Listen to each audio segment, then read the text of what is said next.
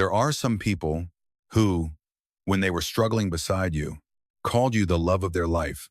But the moment they stepped into a world of luxury and flashing lights, they pretended they had never even known you. Tonight, from the glamorous city of Lagos, Nigeria, we will hear the story of a poor young woman who grew up in the slums of Makoko, only to be humiliated by her own husband's family at her wedding simply because she was not born into wealth. But sometimes, life has a way of balancing everything, because the woman everyone in that ballroom looked down on that night would become the very person who made Nigeria's billionaire elite bow their heads just hours later. This story is not only about money. It is a painful lesson about pride, betrayal, and the true value of a human being. Because in life, what truly makes someone small is not poverty, but the way they treat the person who once loved them with all their heart. If you enjoy emotional drama stories filled with shocking plot twists and powerful life lessons, make sure to subscribe to the channel right now so you don't miss the next story. And stay until the very end of this video, because the moment 50 Rolls-Royces arrived at the mansion gates, the entire city of Lagos fell silent. The sound of the slap still echoed through the luxurious Adewale ballroom. It wasn't loud, but it was sharp enough to freeze the entire room in place. Dry, cruel, like the moment an invisible blade tears apart the very last piece of someone's dignity in front of hundreds of watching eyes. Amara's white wedding veil slowly drifted onto the polished marble floor. The delicate fabric she had cherished all afternoon now lay silently beneath everyone's feet like something discarded and worthless. A tear fell, then another. Those tiny tears almost disappeared beneath the golden lights of the ballroom. But to Amara, each one felt like a piece of her heart breaking apart. And yet, what hurt the most was not Vivian's slap, nor the contemptuous stares surrounding her from every corner of the room. It was Kenneth's silence.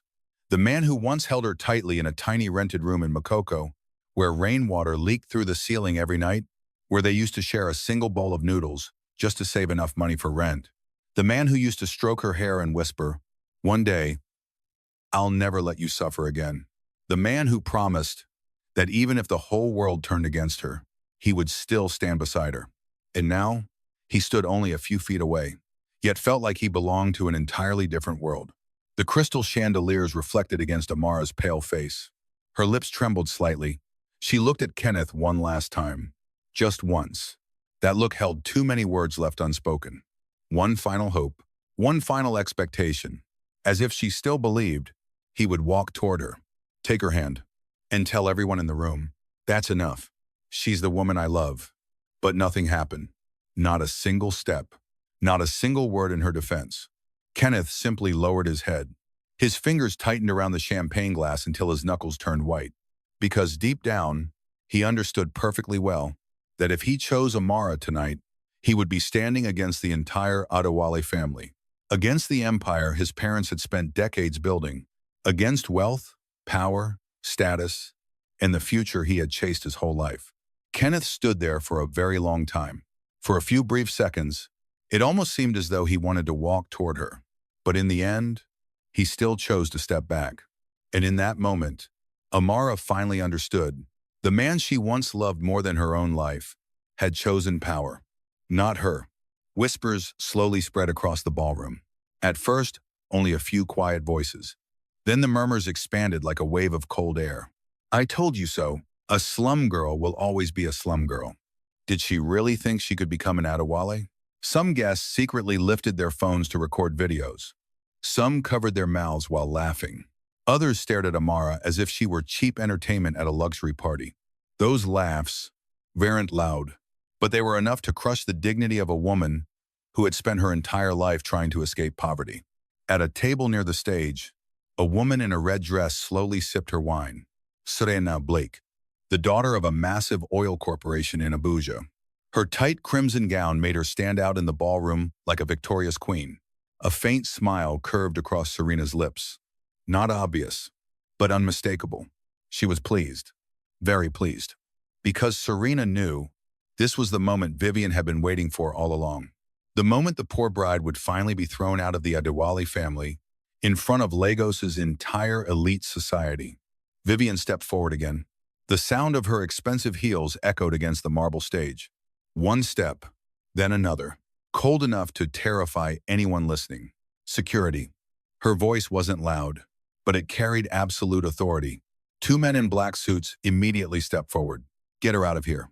Amara trembled as she took a step back. Her shoulders curled inward like someone pushed to the edge of a cliff. Please, just let me speak to Kenneth. Enough. Vivian's scream thundered so violently that even the violinist behind the stage abruptly stopped playing. The entire ballroom fell into suffocating silence. You really think someone like you deserves to enter this family? Our family built this empire with honor. And you? A roadside Akara seller's daughter. The ballroom erupted into laughter. The sound spread from table to table like icy waves. Some guests shook their heads in pity. Others looked at her with open disgust. Every stare, every laugh, felt like another blade cutting into Amara's heart. She tried to breathe, tried to stay standing, tried to stop her knees from collapsing beneath the weight of hundreds of people treating her like a joke. And then, the image of her poor mother suddenly flashed through her mind. The rainy nights in Makoko, her mother standing beside the road selling akara beneath heavy storms. Rainwater mixing with hot oil splashing onto her scarred hands. Some nights her hands bled from burns, yet she still kept selling food. And every time she came home soaked from the rain, she would still hold Amara close and smile. My daughter will have a better life someday. Amara used to believe that. She truly believed that if she worked hard enough, one day people would finally see her as a human being. Not judge her because of where she came from, not despise her for being poor. But tonight, standing in this luxurious ballroom, she finally understood the painful truth. To Lagos high society, poverty was a stain that could never be forgiven. An older guest sneered softly. Maybe she should go back to Makoko before she contaminates the ballroom. The laughter exploded again, louder this time. Near the stage, Serena slowly walked closer to Kenneth. And right in front of Amara, she gently wrapped her hand around his arm. Such a small gesture, yet it felt like the final knife piercing straight through Amara's heart. Kenneth did not pull away. He remained perfectly still. That silence was crueler than any insult in the world. Amara stared at him for a long time, her eyes burning red with tears, her voice trembling. Do you really want me to leave? This time, Kenneth finally looked up. His eyes were filled with conflict, filled with exhaustion. For a brief moment, it seemed like he wanted to stop her. But once again, he didn't move toward her. Amada, maybe you should go home. That single sentence killed every last piece of love remaining inside her heart. The ballroom felt frozen in time. Amara nodded faintly. A painful smile appeared on her lips. It was no longer the smile of a woman dreaming about happiness. It was the smile of someone who had finally realized she never truly belonged here. In their world, love would always come after money, after status, after reputation. Slowly, Amara removed the wedding ring from her finger. Her hand trembled so violently the ring nearly slipped onto the marble floor. The diamond sparkled beneath the ballroom lights, beautiful in the coldest way imaginable. Then she gently placed it beside Kenneth's champagne glass. Thank you for showing me that some promises only sound beautiful when people are still poor. Tears silently rolled down her cheeks. But this time, Amara no longer cried out loud, because some pain becomes so overwhelming that a person no longer even has the strength to cry. She turned and walked across the massive ballroom. Her wedding gown dragged behind her like the weight of an entire lifetime of heartbreak. Every step felt unbearably heavy. No one stopped her. No one walked toward her. Only hundreds of cold eyes, silently watching the bride being thrown out of her own wedding. Outside the mansion, rain had begun falling over Lagos. Cold raindrops crashed against the white marble stairs. The night wind swept through the darkness, causing Amara's wedding gown to flutter softly behind her. She had just reached the main gates, when suddenly, a powerful beam of light swept across the road outside the mansion. Then another, and another.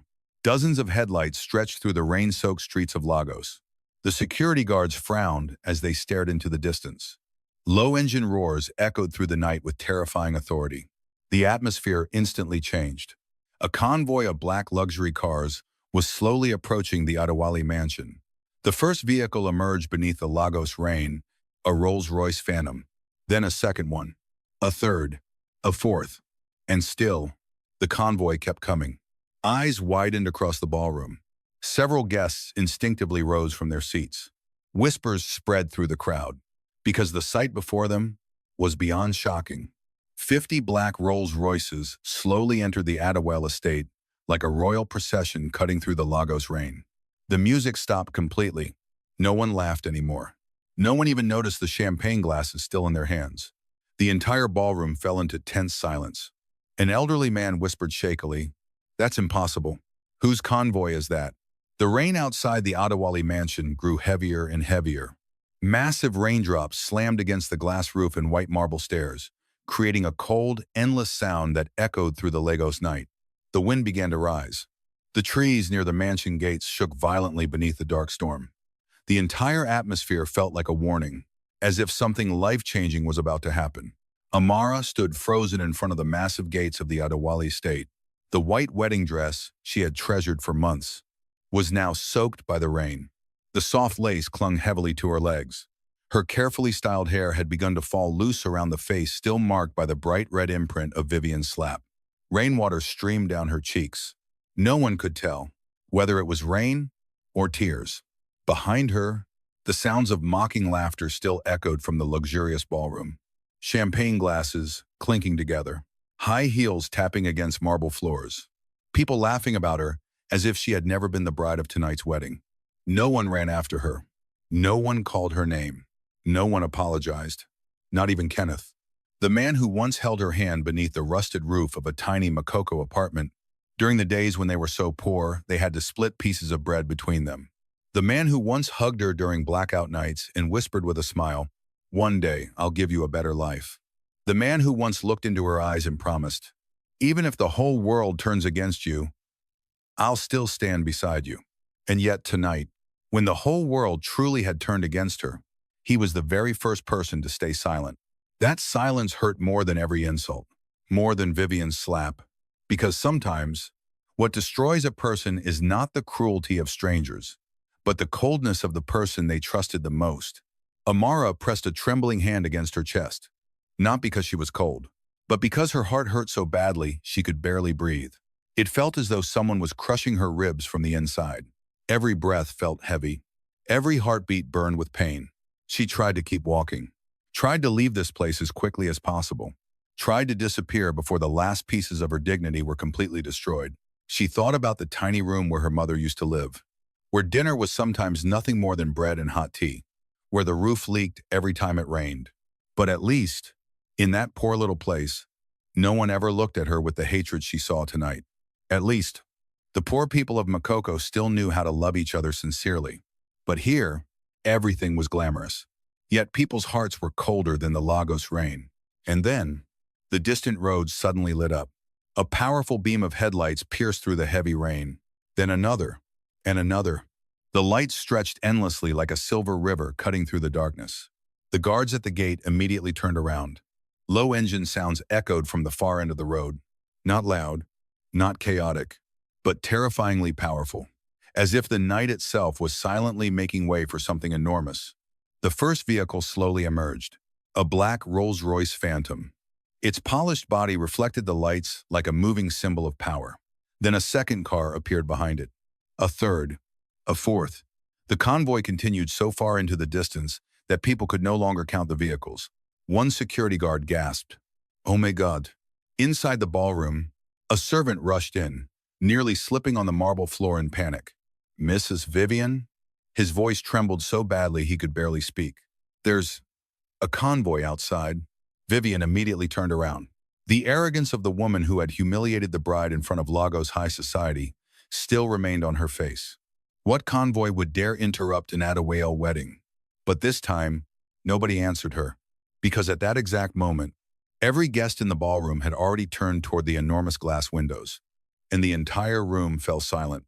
Outside, beneath the pouring Lagos rain, a line of black Rolls-Royce Phantoms slowly stopped in front of the Adewale mansion. 1 car, 5 cars, 10 cars, 20 cars, and finally, 50 Rolls-Royces filled the entire road, leading to the estate gates. No more laughter, no more mockery. No one mentioned the poor Makoko girl anymore.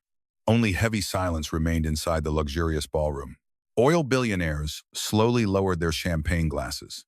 Politicians who had been laughing beside Vivian moments earlier suddenly changed expressions. Several guests quietly exchanged nervous looks as if trying to confirm they were not imagining things. An older man abruptly stood from his chair. He stared through the glass windows in disbelief. "That's impossible." Another guest whispered softly, "That symbol on the cars. It belongs to Okafor Group." The moment that name was spoken, the atmosphere inside the ballroom changed instantly. Okafor Group, an empire so powerful that it didn't need television appearances to make all of West Africa fear its influence. A family so wealthy that even the Adewalis had never dared challenge them directly. And the man leading that empire was a name every member of Nigeria's elite respected with fear. Chief Obinna Okafor. Vivian remained standing at the center of the wedding stage. But for the first time that night, her eyes began to waver. "It can't be him," she whispered softly, as if trying to reassure herself. But at that very moment, the door of the first Rolls-Royce slowly opened. An older man stepped out of the vehicle. He did not rush. He did not raise his voice. He did not need to command anyone. And yet, his mere presence alone was enough for dozens of security guards to instinctively step aside. He wore a black agbada embroidered with gold thread, elegant without being flashy. In his hand was a silver cane engraved with the eagle emblem of the Okafor family. His hair was completely silver, his face stern, his eyes deep and cold, like someone who had witnessed too much betrayal in life. Chief Obinna Okafor slowly lifted his gaze toward the Adewale mansion. Then his eyes stopped. Not on Vivian, not on Kenneth, not on the powerful guests frozen inside the ballroom, but on the young woman in the white wedding dress standing alone beneath the rain, Amada. And in that moment, the hardened face of the most powerful man in West Africa trembled slightly. He looked at her for a very long time, as though he were staring at a lost piece of his life he had spent more than 20 years searching for. Amara looked back at him. She did not understand why her heart suddenly began pounding so hard. The man was a complete stranger, yet there was something about his eyes that gave her a strange feeling, as if someone had been waiting for her. For a very long time, Chief Obinna slowly began walking toward her. Step by step through the Lagos rain. Rain soaked his shoulders, but none of his guards dared hold an umbrella above him without permission. The entire ballroom watched in breathless silence. Vivian hurried down from the stage, desperately trying to remain calm. Kenneth rushed toward the entrance, and Serena Blake, the victorious smile on her lips, had completely vanished. When Chief Obinna stopped in front of Amara, he noticed the red mark on her cheek. His eyes instantly darkened. "Who hit you?" His voice was low, not loud, but terrifying enough to send chills through everyone nearby. Amara nervously stepped back. I don't know who you are." Pain flashed briefly across his eyes, but he answered gently, "I know, and I've spent too many years trying to find you." Amara froze. Her entire body stiffened beneath the rain. "What do you mean?" Chief Obinna slowly reached inside his coat. He pulled out an old golden bracelet. A tiny name was engraved into the metal. Amada. She stared at the bracelet, then suddenly stopped breathing.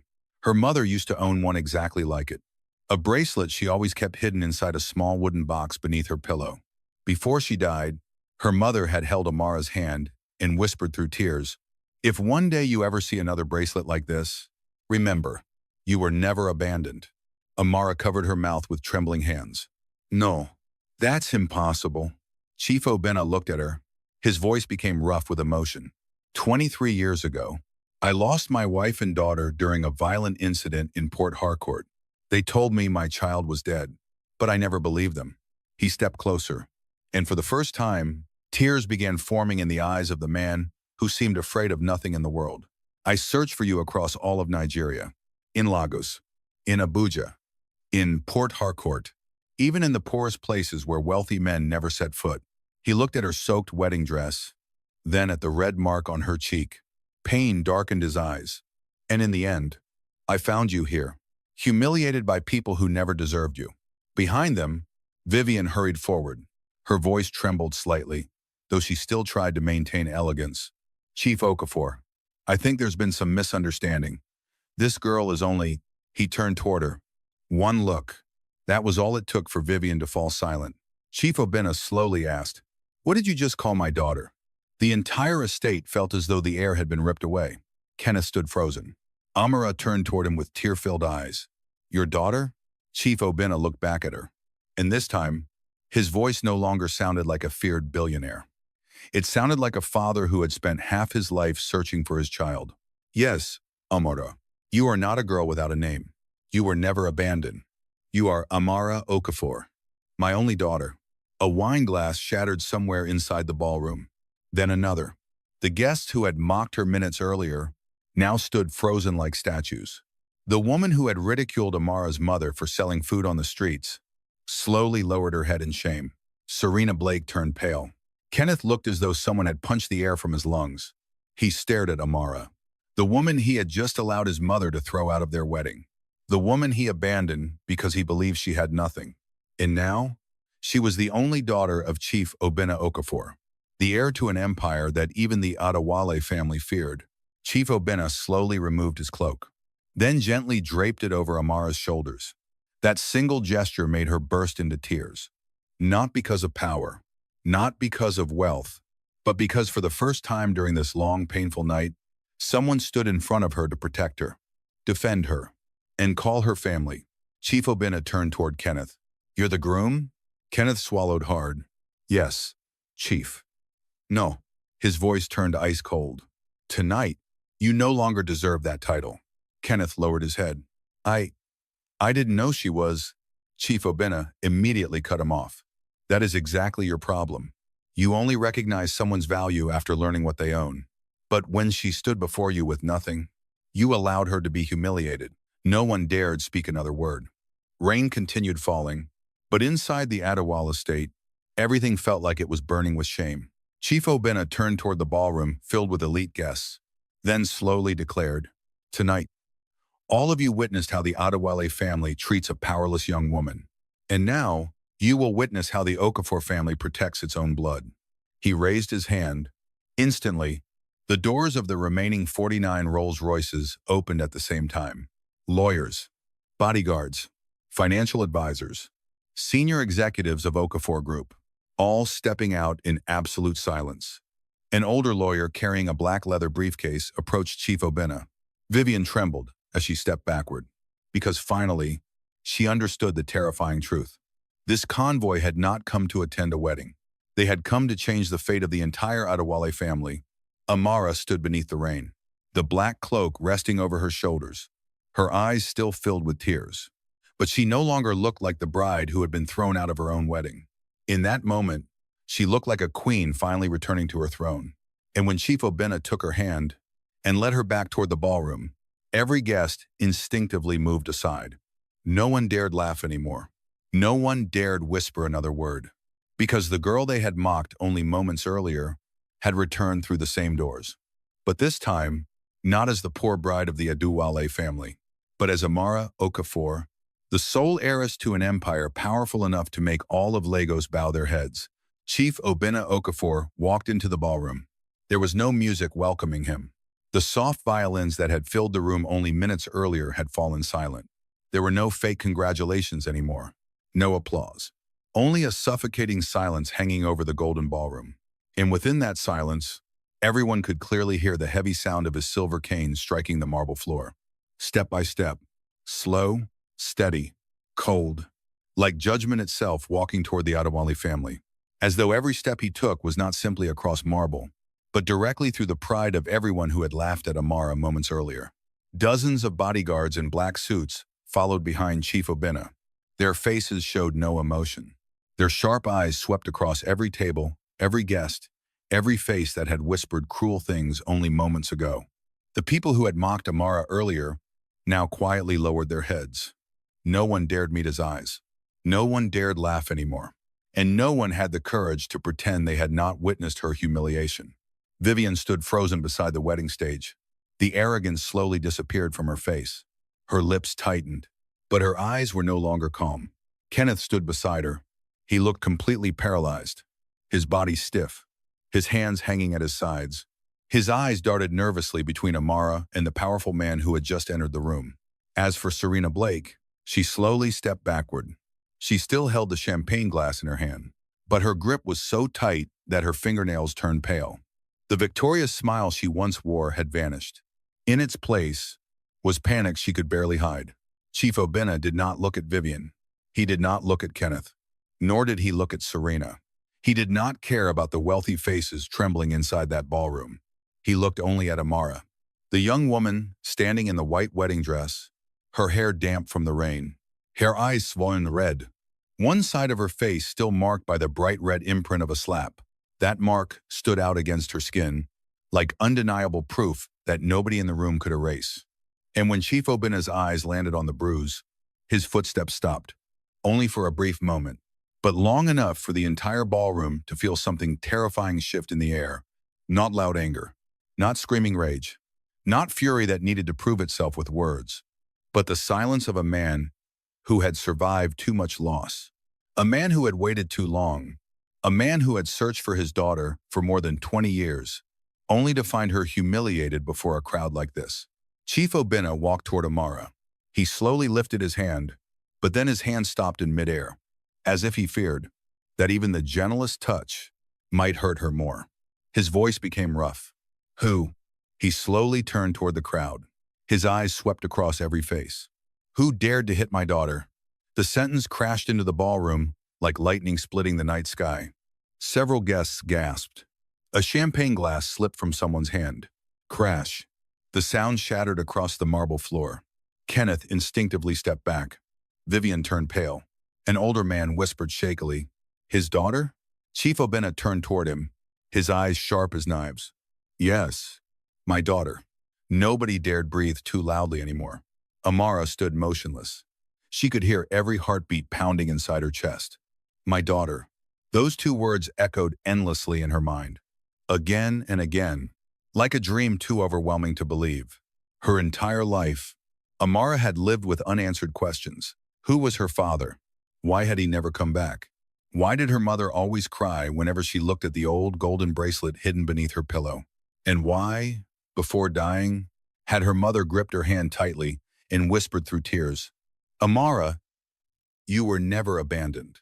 Some truths simply take time to return. Back then, Amara did not understand. She thought those were only the final comforting words of a dying mother. But tonight, inside the golden ballroom of the Adewale family, surrounded by the same people who had humiliated her, inside the very place where her dignity had been shattered, that truth was now standing directly in front of her. Chief Obinna turned toward the guests. His voice lowered, slow, measured, but every word sent chills through the room. 23 years ago, I lost my wife and daughter during a riot in Port Harcourt. They told me my child was dead. He paused. His aged eyes reddened, not from weakness, but because some pain cannot be buried completely, no matter how strong a man may be. But a father's heart never buries his child simply because the world says she's gone. The room fell silent. Even the most powerful people in Lagos, people accustomed to giving orders and being obeyed, did not dare move. Chief Obinna looked at Amara, his eyes filled with both sorrow and tenderness. I searched for you everywhere, in hospital records, in orphanages, in the poor neighborhoods that people like you never stepped foot in. Then he turned toward Vivian. That single glance made her unconsciously step backward. I searched for you in Makoko, in Ajagun, in Port Harcourt, in Abuja. His voice slowed further. Every word carried the weight of 23 painful years. I searched every young girl's face in the streets because I never stopped believing that one day my daughter would come home. Amara burst into tears, not the tears of a bride being humiliated, not the tears of a woman abandoned by the man she loved, but the tears of a child finally hearing the answer to the greatest pain of her life. She covered her mouth. No, it can't be. Chief Obinna reached into his coat pocket and pulled out an old gold bracelet, a small bracelet, worn with time, but the engraving remained clear. Omora Okafor. Amara trembled as she stared at it. Her eyes widened. Her breath caught in her throat. Her mother had owned an identical bracelet, a bracelet she treasured like gold, a bracelet hidden inside an old wooden box beneath her pillow, a bracelet she never sold. Even during the days they could not afford medicine. Chief Obinna spoke softly. Your mother's name was Aneka. Amara's entire body shook. That name, was only spoken by her mother on quiet, rainy nights. When the wind rattled the rusted roof, when oil lamp light flickered inside their poor little room, when her mother thought Amara had already fallen asleep. Neka was the greatest love of my life. She did not abandon me. She did not hide you from me. She was only trying to save you during the night the city descended into chaos. His voice broke. And I arrived too late. Amara stumbled backward. Tears streamed endlessly down her face. Why didn't my mother tell me? Chief Obinna looked at her with unbearable sadness. Because she feared my enemies would come after you. She chose poverty, so that you could live. Those words left Amara completely shattered. Every memory of her mother flooded back at once. The woman selling akara beneath the rain. The woman who always ate less so her daughter could eat more. The woman who patched the same old dress again and again just to save money for Amara's books. The woman people looked down upon, yet still taught her daughter to remain kind. And suddenly, Amara understood. Her mother had not only raised her, she had protected her with her entire life. Chief Obinna gently placed his black cloak over Amara's shoulders. The fabric still carried his warmth, heavy, yet comforting. Like an embrace she had waited for since childhood. His voice softened. You've suffered enough. From tonight onward, no one will ever make you bow your head again. Amara broke down crying. For the first time that night, she no longer felt alone. But that tender moment lasted only seconds. Because the instant Chief Obinna turned toward Kenneth, his eyes became terrifyingly cold. You. Kenneth flinched. He stepped forward nervously, his throat dry. Chief Okafor, I truly didn't know. Chief Obinna cut him off immediately. Didn't know what? That she was my daughter? That she was the Okafor heiress? That 50 Rolls-Royces and a financial empire stood behind her? Kenneth could not answer. Cold sweat formed on his forehead. Even though the ballroom was not hot, Chief Obinna stepped closer. That is exactly your problem. You only protect a woman once you discover she has power. But when she stood before you with empty hands, you allowed your mother to strike her. You allowed your guests to mock her. You allowed another woman to stand beside you as though she were the bride. Serena instantly lowered her head. The entire ballroom turned toward her. For the first time that night, Serena was no longer the confident woman standing beside the groom. She was simply someone exposed by the judgmental eyes of the crowd. Kenneth's voice trembled. My family pressured me. Chief Obinna let out a cold laugh. It was not loud, but Kenneth could barely lift his head afterward. Pressure does not create cowards. It only reveals who the cowards truly are. The words struck Kenneth harder than a slap. Vivian quickly stepped forward. She tried to steady her voice, tried to maintain the image of a dignified woman.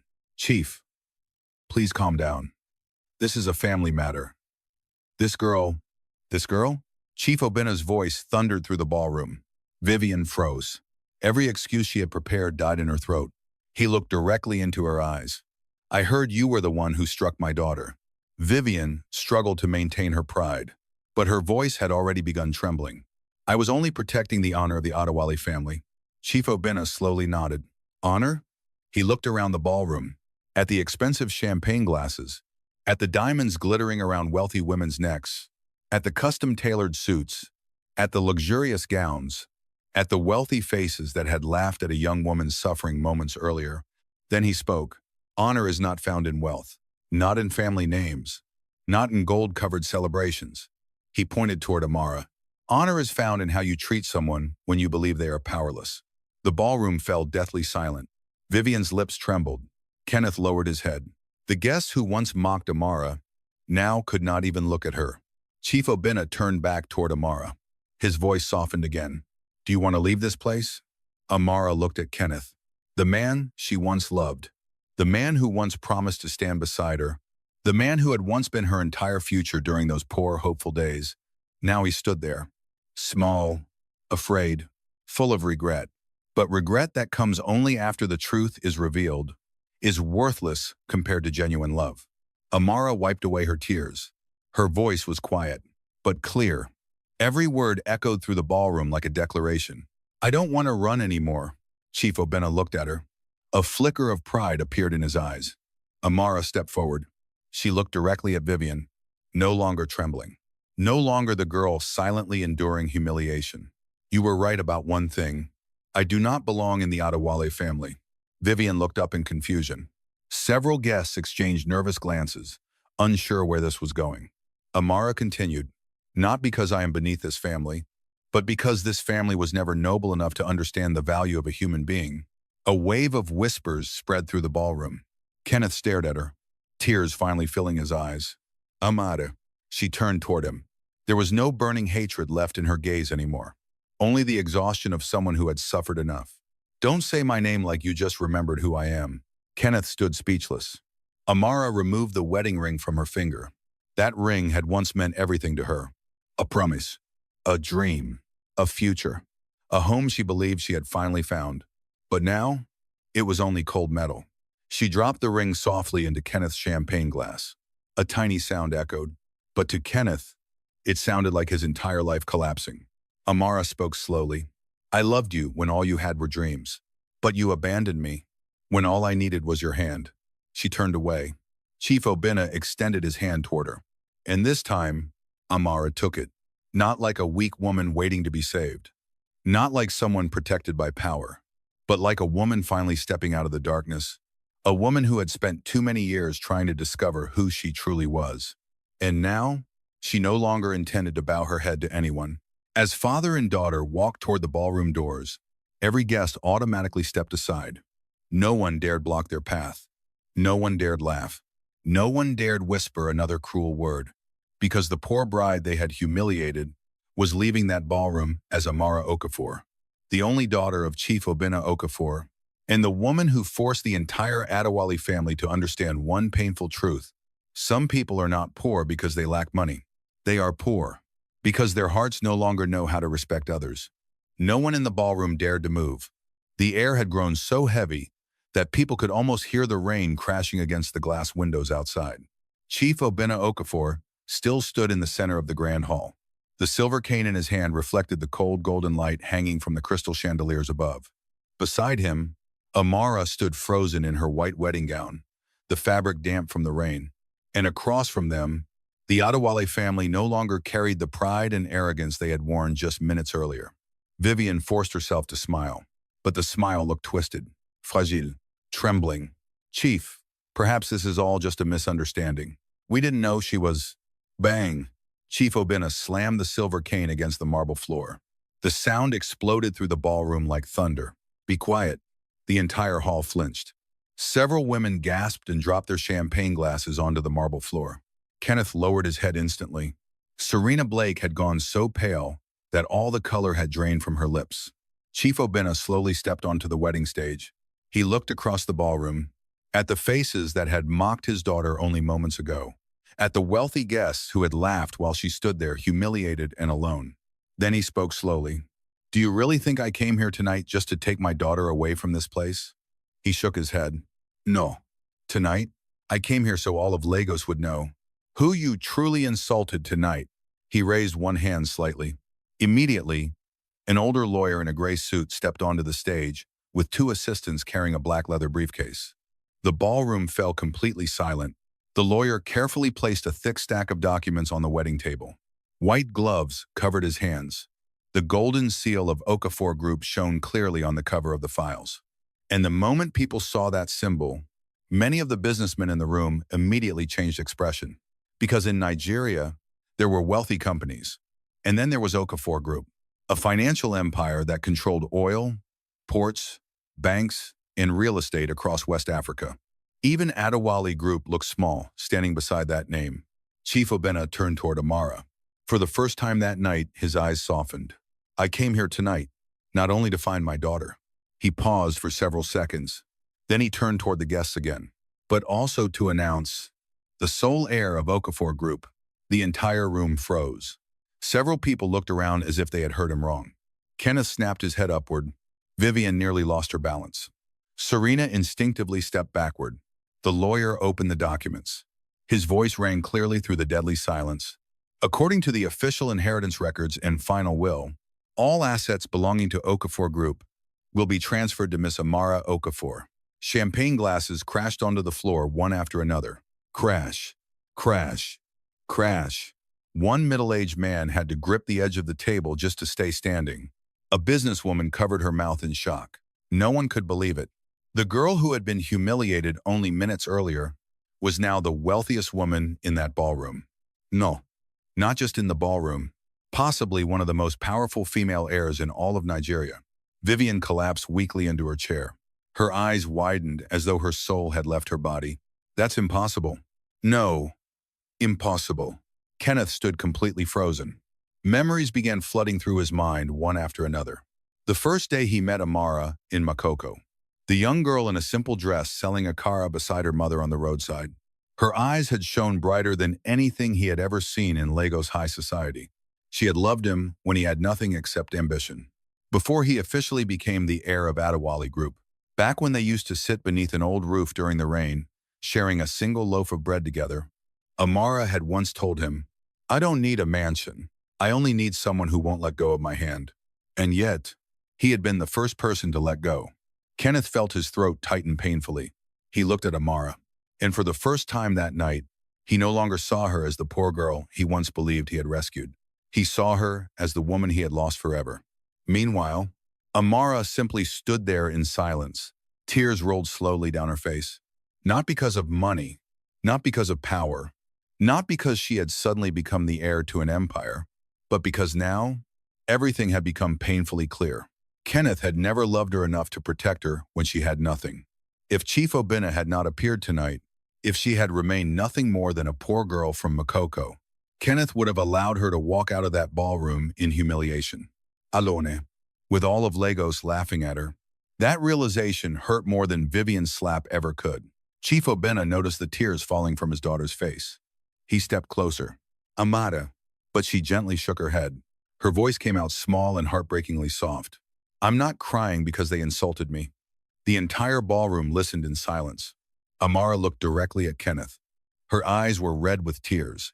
"I'm crying because the person I loved most didn't choose to stand beside me." Kenneth looked as though someone had crushed his heart with bare hands.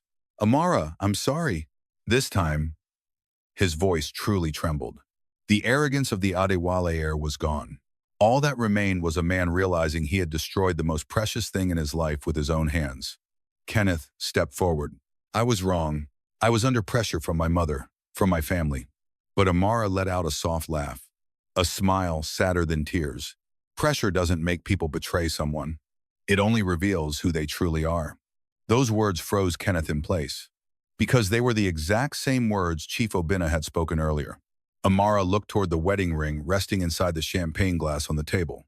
That ring had once made her so happy she could barely sleep at night. Now, all she felt when she looked at it was pain. She slowly walked toward it. The guests immediately stepped aside to clear a path for her. No one dared look down on her anymore. But respect that arrives too late sometimes hurts even more than humiliation itself. Amara picked up the ring. Then she placed it gently into Kenneth's hand. "I used to think that if two people loved each other enough, being poor would never matter." Tears rolled down her cheeks. "But I was wrong, because a man who truly loves you would never allow the world to destroy you just to protect his own status." Kenneth broke down crying. For the first time in his life, that man cried in front of hundreds of people. "Please, give me one more chance." But Amara stepped backward. Not because she had stopped loving him, but because she understood that some wounds, even when love still remains, can never truly heal the same way again. Chief Obinna stepped in front of his daughter. He looked at Kenneth with cold eyes. "Do you know what the most painful part is?" Kenneth remained silent. Chief Obinna continued, "It's not that you lost her. It's that you only realized her value after learning who she truly was." The ballroom fell completely silent. Vivian lowered her head in shame. The guests who had mocked Amara no longer dared to look at her. Serena Blake pressed her lips together tightly, because she understood something now. No matter how hard she tried, she would always be nothing more than the woman who stepped between a love that money could never save. Chief Obinna turned toward the lawyer. "Prepare the press conference for tomorrow morning." He looked across the ballroom. "I want all of Nigeria to know who the true heir of Okafor Group is." Then he turned back toward Amara. This time, his eyes were gentle, like an ordinary father's. "Do you want to leave this place?" Amara looked around the ballroom one final time. The place that had once been the most beautiful dream of her life. Now it felt like nothing but ashes. She took a deep breath. then nodded slowly. Yes. Chief Obinna extended his hand. Amara took it, and as father and daughter turned to walk out of the ballroom together, every guest silently stepped aside to clear the way. No one dared speak. No one dared stop them. Only Kenneth remained standing frozen on the wedding stage.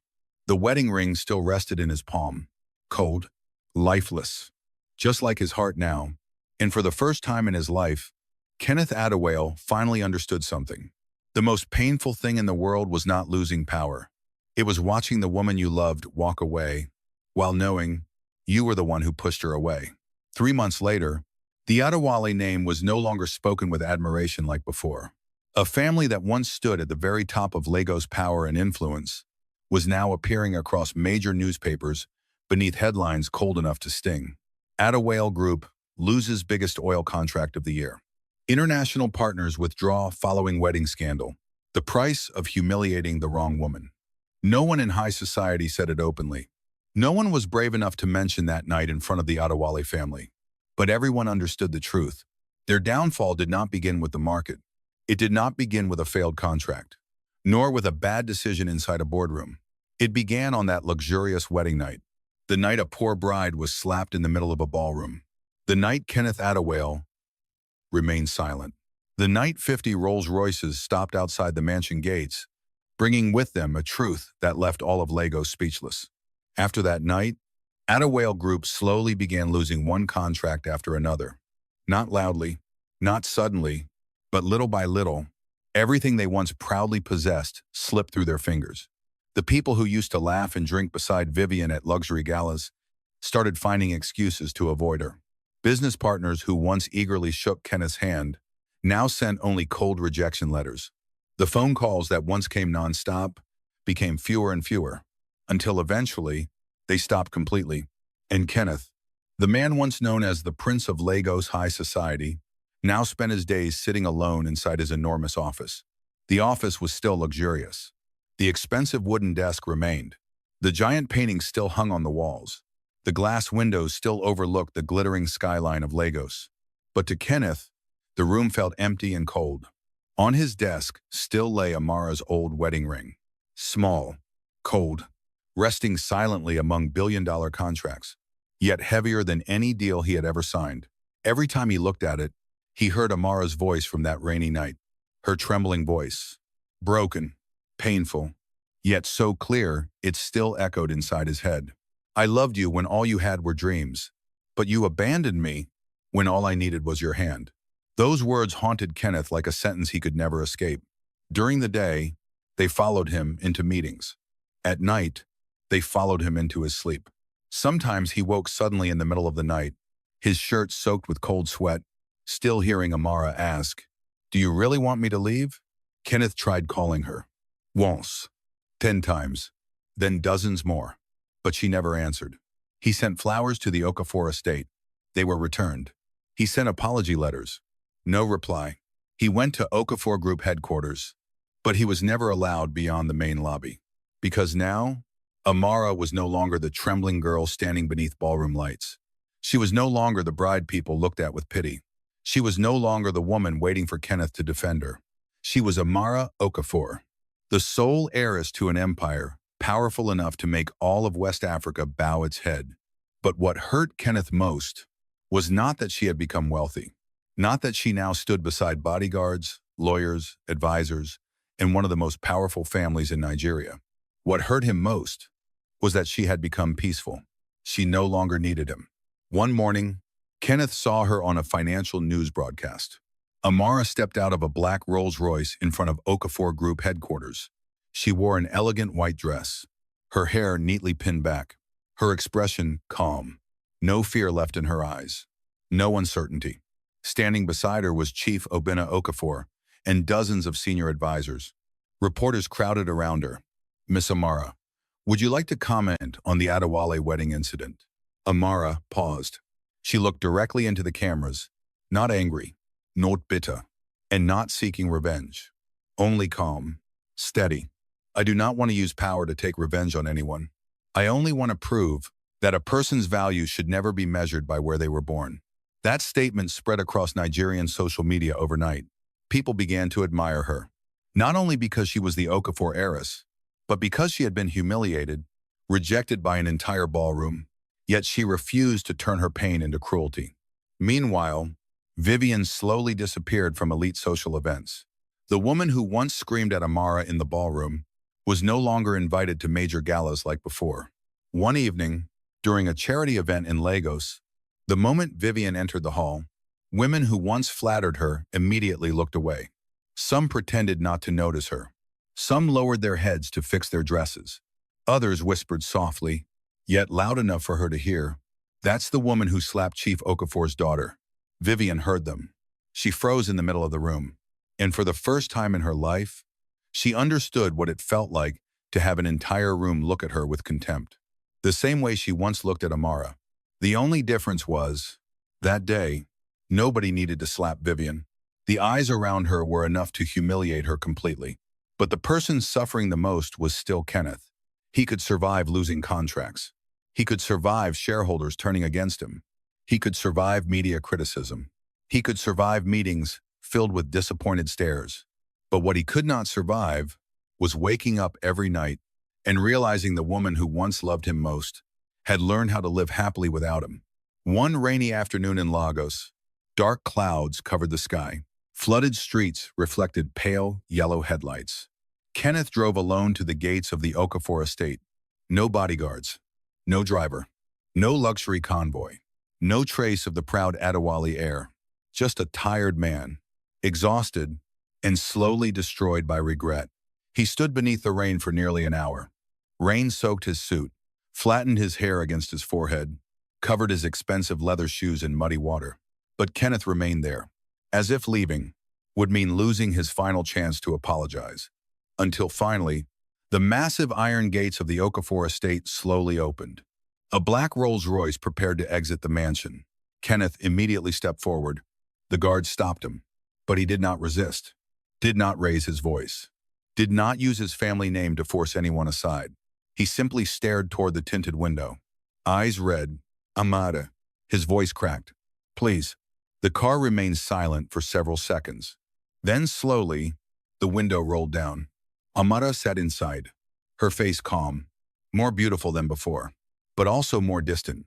Kenneth looked at her, and in that moment, he remembered the girl standing beside him beneath the rain in Makoko. The girl who once gave him half of her last piece of bread. The girl who smiled gently and whispered, "One day, we'll have a little house that doesn't leak when it rains." That girl loved him with all her heart. Loved him when he had nothing. Loved him when his future was nothing but poor promises beneath a rusted roof. But he, Kenneth himself, had destroyed it all. Kenneth slowly dropped to his knees beneath the rain. Water streamed down his face. No one knew whether it was rain or tears. "I'm sorry." His voice broke apart beneath the storm. "I'm sorry for staying silent. I'm sorry for letting my mother humiliate you.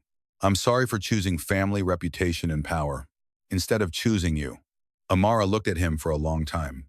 Without speaking, her eyes were not cold, but they no longer trembled the way they once did. And somehow, that hurt Kenneth even more. His hands shook as he pulled the old wedding ring from his coat pocket, the same ring he had carried for 3 months. He lifted it with both hands. "I kept it with me every single day.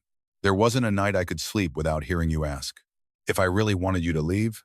His voice shattered completely. "I was wrong, Amara. I was a coward. I was a fool. But I still love you." He looked up at her, his eyes filled with desperation. "Please, give me one more chance." The rain fell harder. The guard stood silently. No one spoke. No one dared interrupt the moment. Amara slowly opened the car door. She stepped out. Her white dress brushed softly against the wet road. She stood before Kenneth, the man who had once been her entire world. The man who made her believe love could survive anything. The same man who had also hurt her more than anyone else ever had. Kenneth lifted the ring toward her with trembling hands. "Please, come back to me." Amara looked at the ring, then at him. There was no hatred in her eyes anymore. No anger. No desire to question him. And somehow, that hurt Kenneth more than rage ever could. Because hatred means the heart is still tied to pain. But peace means someone has truly moved on. Amara gently took the ring from his